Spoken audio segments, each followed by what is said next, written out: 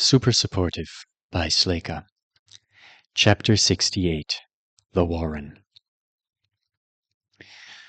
Alden enjoyed a week of peace and anonymity before he chose to bite the bullet and attend a Meet the New Residents event. The neighbors were getting interested in him. Natalie Quire was worried he'd been left out because an apartment full of new rabbit boys was being filled on the floor below. Her roommates had been hinting that they wanted access to the coffee machine, and the guys in 912 had invited him over to hang out with them tomorrow and watch our rock garden do something, which they promised would be worth it. Frankly, he was so curious about that one, there was no way he was going to miss out. He was sure it was only a matter of time before his story went viral through intake. Lying sleepless in bed the night before the meet and greet, he decided it would be better to pick the moment himself, so he could take control of the narrative before it came out as gossip-generated mutant that was even worse than the real thing. This is for the best. And what can a rock garden even do, he thought, as he entered the crowded lecture room where the event was being held. It was decorated with neon-colored paper chains, and there was a table with drinks. It was an optional event and purely social, so pretty much everyone who'd come was in friend-making mode. He grabbed a plastic cup full of pineapple punch and a seat. There was a counselor from the Brood Tower chilling in a corner, but other than standing and letting everyone know that it was time for newcomers to start going up to the lectern at the front of the room, he didn't have much to do. Alden listened to a dozen different people talk about themselves. A D-rank life shaper focused on her hobbies. An A-rank adjuster told everyone he was planning to specialize in fire spells and attend a hero program at Legion Academy starting in a few weeks. There was a lot of clapping and cheering. Everyone was thrilled to share the story of how they became an Avowed. It started to get really relaxed, and of course people were showing off their new powers. All right, Alden thought, standing up during a slight lull. Get the job done. Don't completely ruin the tone. How hard can it be? He walked up to the lectern with his drink and took in the 100 or so people in the room. Faces around his own age from every corner of the globe looked back at him. The fact that he now lived in a place with people from all over the planet was astounding, and he was still getting used to it. Hi, he said. I'm Alden. I'm a B-rank rabbit. I got selected back in February. A few of them looked confused, probably because that was too far back for him not to be at least a minor criminal. I actually got summoned for the first time right after I'd finalized my talent selection. Several people clapped. A brute shouted encouragements. Alden had known that they would be excited. It was considered cool to already have a summoning under your belt before you even hit the island. He tried not to feel awkward. He tried not to be awkward. Yeah, he said, taking a sip from his drink. Thanks. It was a good first job. Lab assistant work. 10 days. At this really swanky wizard school. Made some money. Made friends with a Grivik. Everyone laughed.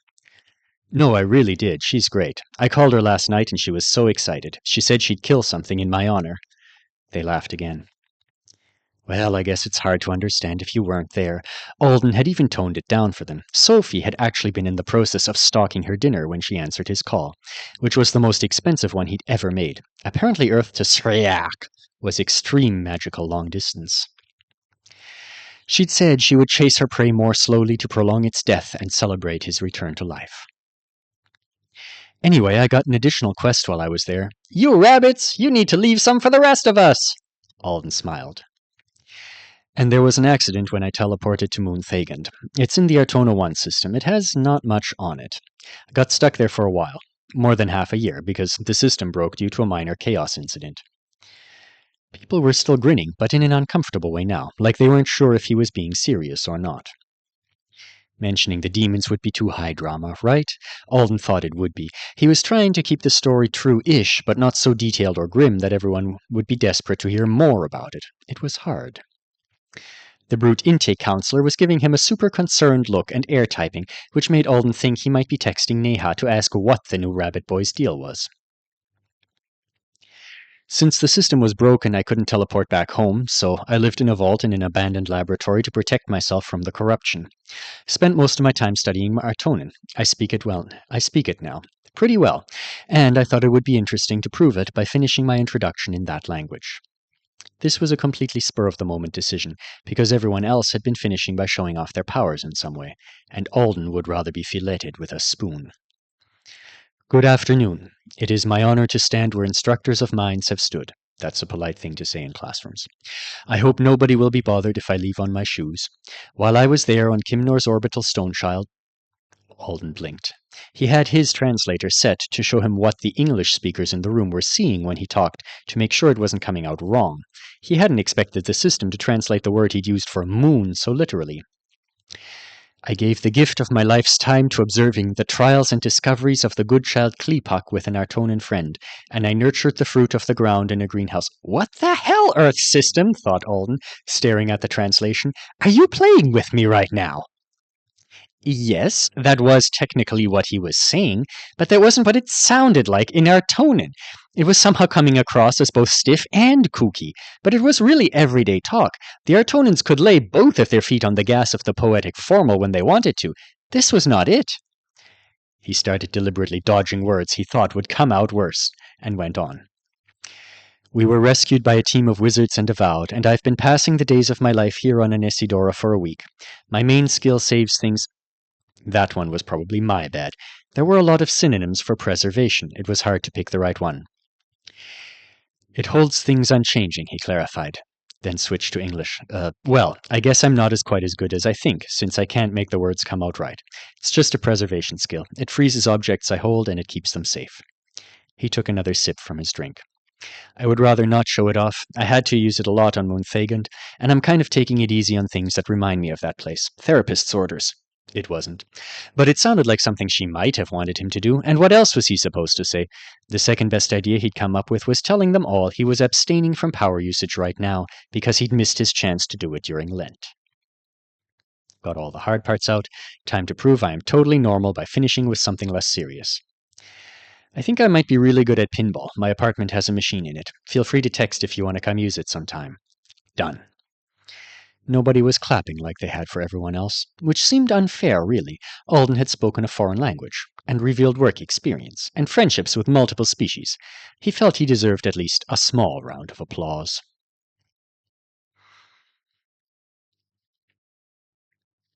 Alden got lots more attention than he wanted after that. But not so much that it was impossible to deal with. He attended events occasionally and acted as boring as he could when people peppered him with questions. There were a lot of other interesting about in the dorms. For example, S-ranks tended to attract stares just by being around, and one of the brutes who'd come in recently was a famous child actor. Alden hoped his story would fade into the background given a little more time. Being a human around other humans again wasn't as hard as he'd feared it would be, and it definitely wasn't bad, but it made him aware on a daily basis of the fact that he was different from who he had been, in subtle ways.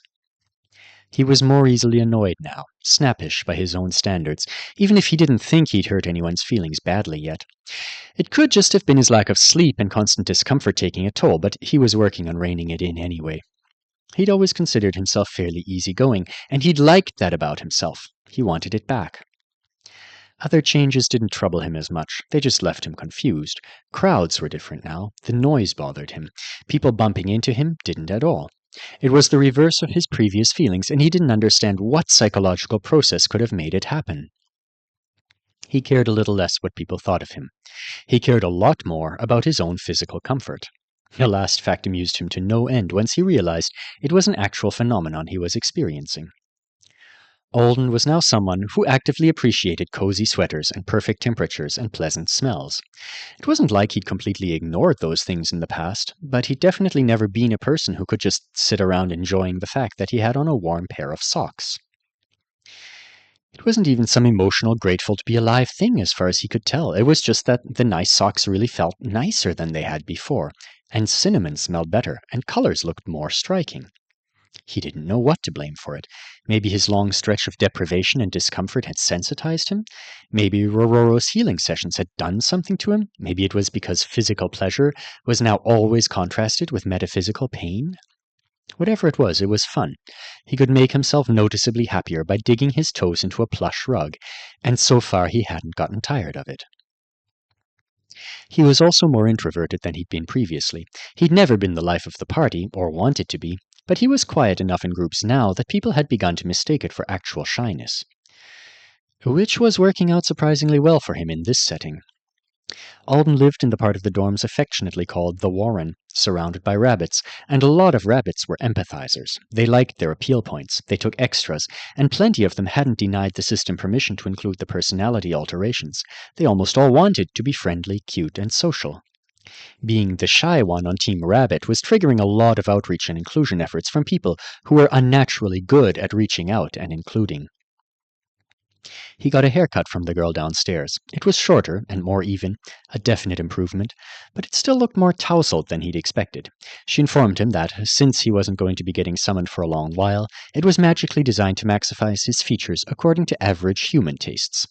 She could choose between making her clients appealing to humanity or the Artonans. He was supposed to return for a trim every 2 weeks if he wanted to stay perfected.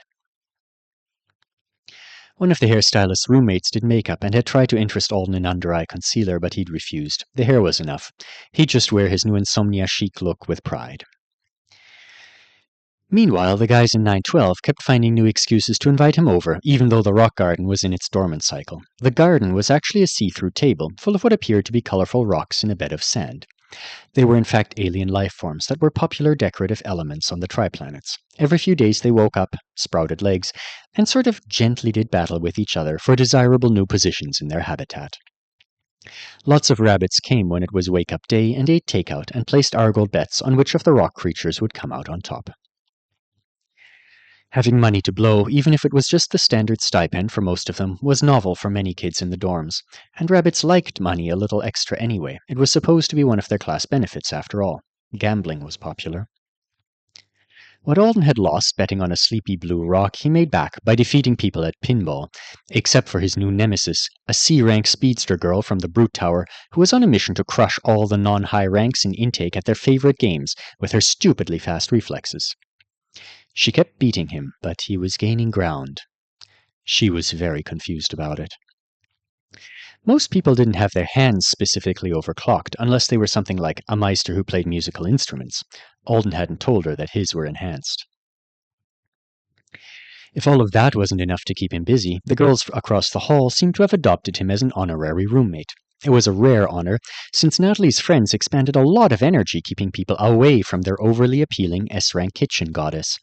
He wasn't sure if they were protecting her or monopolizing her services, but she seemed happy, and they brought breakfast over every morning in exchange for coffee access, so he wasn't going to complain. Even with his new fascination with tastes and smells, he hadn't quite gotten to the point where he started weeping over freshly made beignets.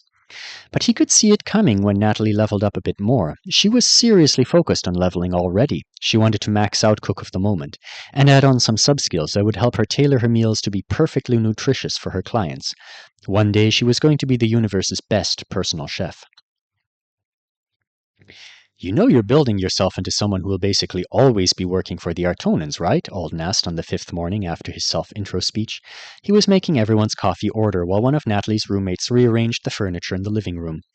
Taylor Environment was as popular as ever among the C-ranks, and Natalie herself scooped porridge into bowls and started adding toppings. "I know," Natalie said cheerfully. "It's going to be so exciting to see other planets." An F-rank girl named Emilija was leaning on the counter waiting for Alden to finish his first ever attempt at latte art. She glanced between the two of them. "I think Alden might disagree with you, Natalie." No, it's..." Natalie gasped in horror. "That was so inconsiderate of me! Oh my god, I didn't even think!" The other two roommates were listening curiously. "It's really fine," said Alden, watching a barista pour frothed milk through his interface and trying to mimic the motions. "Seeing other planets is exciting. I don't have a phobia about leaving Earth again or anything." He didn't think he did anyway. He would definitely feel differently if someone summoned him to Moon Thagant, but everywhere else would probably be okay, once he'd had enough time off. "You're not scared to go back?" Emilija asked. "I would be scared. I've been scared of getting summoned ever since I heard. I didn't think anything bad ever happened to rabbits." Alden felt himself freeze. It hadn't occurred to him that his story might have upset people in that way, but of course it had, especially the rabbits. Some of them were already being summoned occasionally. Even more of them would be before their first few months as an avowed were over. He looked around at the 4 girls. "Have none of you been summoned yet? Not even you, Natalie?" "No, not yet." S ranks are more expensive, and people who can afford Cook of the Moment for special occasions actually want one with experience, said Natalie. Because I'll get a lot better at it once I master ingredients. But that's really hard since I don't even know what the ingredients on the Triplanets are. After I have a few more months of practice here on Earth, I'll turn on a special option called Volunteer. It'll get me half-price job offers from people who wouldn't normally be able to hire an S, so I can start building my social reputation and figuring out how the kitchens work over there. Didn't realize there was so much to it, said Alden. But my skill isn't artsy. It was pretty useful right out of the box, so it makes sense that there would be a difference. I've been summoned once, the girl with Taylor Environment said while she carefully pinched the corners of a throw pillow into sharp points. But all I did was arrange someone's desk. It only took 45 minutes. I didn't even see an Artonin in person. He or she just called and asked me to get it done before they came into work. She looked embarrassed. I couldn't tell if they were male or female. Isn't that awful? No, it's normal, said Alden, sliding Emilia the latte. It didn't look half bad, in his opinion. They don't have any sex-specific names, hairstyles, or clothes. I can almost always tell with adults, but with kids I'm completely clueless. They don't care if an alien gets it wrong, though.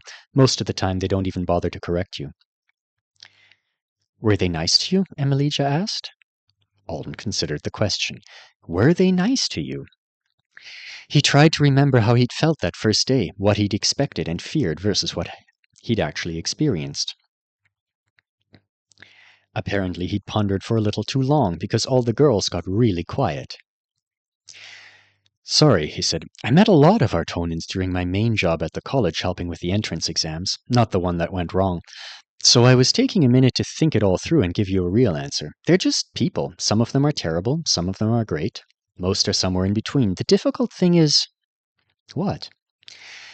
It's the power dynamic, he said finally. I was freaked out by it for the first few days. You can say no to things, even things that aren't covered by all the specifics in the human morality rules. From what I've seen, most Artonins aren't lunatics who are going to force you to do some unimportant errand if you make it clear you have a real problem with it. But it is an alien culture and they're in charge. It was stressful to know that seriously refusing to do something was going to be way harder and more complicated than it would be in most situations on Earth. Did you have to refuse an assignment? Natalie asked, sounding appalled. He leaned over at her. She was holding the serving spoon in the air and letting the porridge she'd made drip on the floor. I should clarify that my skill is unusual for a rabbit, he said. It's good for medical emergencies and carrying things that are on the verge of exploding. Do you mean bombs? I think he means bombs. Potentially. So I'm more likely to have assignments where refusing is something I would want to do more and be able to do less, or not at all, because, emergency stuff. I might just be oversensitive to it. And I did have to refuse one. I had to call a wizard to bail me out when some of the students asked me to do something that was basically impossible. What was it? It's a secret, said Alden, because they were stupid, and they embarrassed themselves, and they have really important families. Did you get a tattoo? No, he said. I'm just not interested in pissing off potential future summoners. He briefly considered telling them he did have a contract tattoo for another reason, but decided against it. Rabbits mostly seemed to fall into the camp of Avowed who thought they were cool, but some people were weird about them. Okay, Natalie said 10 minutes later while they were all polishing off their insanely delicious breakfast. So the most important question. Alden, they gave you a lot of money, right? Don't just ask him like that. We're all rabbits, we can ask. That's not how manners work. I don't mean I want you to tell me what your pay was, Natalie said quickly. I mean, you got enough to go ahead and do it in October, right? The spree? That's the shopping thing, right? The shopping thing. So understated. You have to take it seriously. If you have money, it's your duty as a rabbit to participate. And crush the egos of all who look down on us. Alden raised his eyebrows at Emilia. I'm serious. I'm an F. My skill fixes chipped paint. I know it's not special. I know I'm not a real Avowed, but the other classes don't have to laugh in my face when I tell them about it. One of the S-rank brute girls called Natalie just a cooking doll. The spree is how rabbits get revenge, and stand up for our species. I haven't been summoned yet, Natalie said, but I've been selling meals to lots of people, and I've made enough that I should be able to do it in a few weeks. You could participate too, right? It's like a horrible rich person conspicuous consumption thing, Alden said doubtfully. Yes, said Natalie. Yes. Stylish conspicuous consumption. The whole Warren will support the chosen ones. How much do I have to spend to do it? It's 5,000 Argold minimum to officially be part of the spree, said Natalie. I'll think about it. Doesn't really sound like me. Buy a car on spree day, Emilicia whispered. You know you want one. I'm buying a new wardrobe and changing my clothes every hour, said Natalie. I wanted kitchen equipment, but it's not conspicuous enough. I can't carry around a $2,000 mixer all day without looking like a crazy person. They were all staring at him expectantly. I guess if I could think of something practical? I'll think about it, he said noncommittally.